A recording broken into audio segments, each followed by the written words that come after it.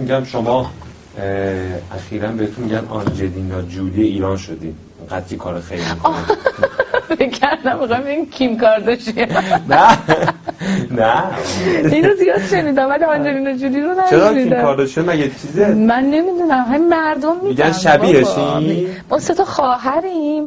بعد 3 تا خواهرم خب مثلا برای خودشون همیشه دیده شدن یه ذره شبیه همیم و یه مقدار مدل کارمون مثلا میگن شما 3 تا خواهر مثل 3 تا خواهر کیم کارداشیان کیمین. من یه وقتی بعضی یه سری از بازیگرای خودمون مثل خانم ریاحی رو به من همیشه میگه کیم ایشون هم میگه به شما چرا کیم؟ من فکر کنم اونو داریم میگی. نه با خانم آنجلینا جولی هم دمشون گرم، همه دارن این کارو میکنن ولی ماها که میکنیم فوش میخوریم. نمیدونم چرا واقعا بعضی فوش میدن مثلا این کارهای خیلی که میکنی، مثلا فکر میکنن شما مثلا خودتون رو نشون بدین چون نزدیک منو نشناسن فکر میکنن که اینه. ببین